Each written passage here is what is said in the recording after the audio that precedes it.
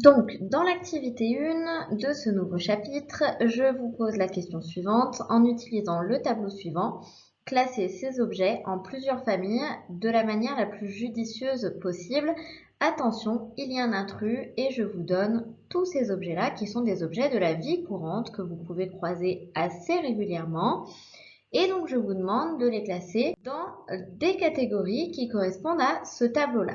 Donc, ce tableau-là, si vous ne l'avez pas encore fait, je vous invite à le recopier dans votre cahier d'exercice, puis à prendre chacun des objets et à le placer dans le tableau. Une fois que vous aurez fait ça, vous allez pouvoir nommer chacune des colonnes et donner deux grands titres. Tout en haut de notre tableau, vous pouvez voir qu'on a deux titres à donner. Donc, première chose, moi je vais commencer par donner les titres à mes colonnes. Ça va vous permettre de voir exactement ce qu'il fallait rechercher. En réalité, parmi ces solides-là, on va avoir deux grandes catégories. Une grande catégorie qui va être le cylindre de révolution, une autre catégorie qui va être le prisme droit. Et ensuite, donc dans ces catégories-là, on va avoir donc le cylindre de révolution, il a toujours une base qui est un disque. Et le prisme droit, il peut avoir une base triangulaire, un quadrilatère, un pentagone, un hexagone, un octogone. Je prends donc chacun de mes objets et je les place dans ma catégorie qui correspond. Donc ici, la boîte de Pringles, la boîte de conserve et le camembert. Vous voyez qu'à la base, c'est un rond que j'ai déplacé, on va dire, sur la hauteur et ça me fait mon solide. Pour la base triangulaire, même chose. Donc on a un triangle qu'on a déplacé. Quadrilatère, donc là ici, vous voyez, donc le livre par exemple, la base c'est un rectangle. Le Rubik's Cube et le dé, ça va être un carré. La boîte à chaussures, ça va être un rectangle, ainsi de suite.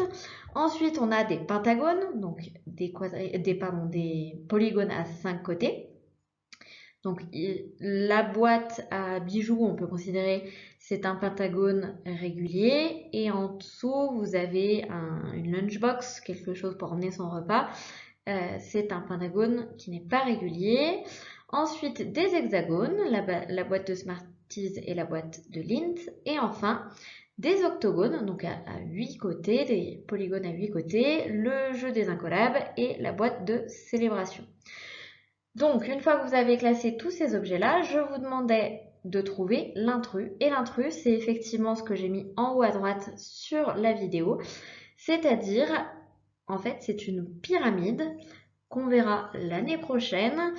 La différence entre la pyramide et les autres objets que je vous ai montrés, c'est qu'on n'a pas un polygone qu'on fait déplacer vers un côté, mais un objet pointu, alors que les autres, ce ne sont pas des objets pointus.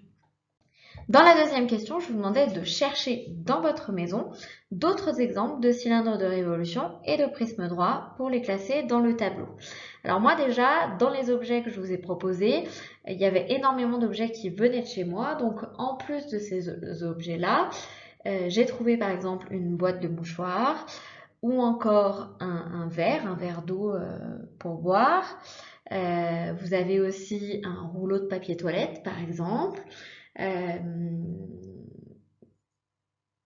Qu'est-ce qu'on peut imaginer d'autre? La box de la télé, en fonction de comment est fait votre box, évidemment. Ou encore, voilà, dans le frigo, on en trouve plein. Une tablette de beurre, par exemple, c'est aussi un prisme droit.